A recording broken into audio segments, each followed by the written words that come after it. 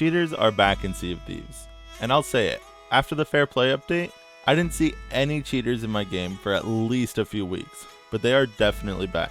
I've encountered quite a few wild things while playing Hourglass lately, players using some really hardcore cheats, aimbotting me from the start of the match from impossible distances, teleporting to my ship, and a lot worse. Whether you're cheating a small amount or a large amount, you're still cheating and it's still against the rules. Whether you're just increasing your FOV to have an unfair vision advantage over other pirates, or teleporting kegs onto their ships to sink them, it's still against the pirate code. But I guess cheaters can't read. The concept of my idea is a bit hard to explain, so I have to give some context before I can give my idea for a solution. In Sea of Thieves, from what I see, cheaters in this game don't cheat for no reason. Most players either cheat for clout in videos, or they find cheats because of YouTube content that constantly promotes it. Whether it's cheaters making montage content with extreme FOV, unskilled players like or who aren't afraid to use and show cheats that they use to assist them to fight other players to ruin their sessions and then brag about it, or the huge amount of accounts that just blatantly promote cheats and tell you where to find them. These types of content only either create unfair distrust in the game devs based on false information, incentivize more players to find and use cheats to reach an even playing field, or create toxicity and divide within the player base.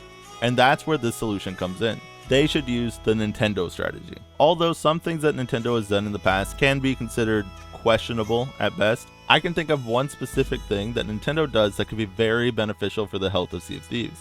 On their website, they have a list of guidelines for sharing and creating content showcasing Nintendo products, with the most important one here being this. We reserve the right to remove any content that we believe is unlawful, infringing, inappropriate, or not in line with these guidelines.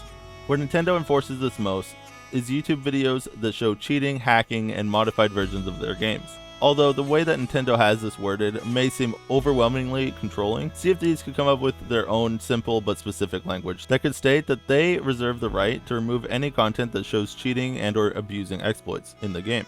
Of course, I'm not a lawyer and I imagine it would have to be written a lot better than that, but I think that something like this would only affect the population of cheating players and not any other type of player who is making content about the game. I think that this could result in less or none cheating content on YouTube. And I think that it would also result in much less cheaters overall in the game, because cheats would become less accessible and less used for videos.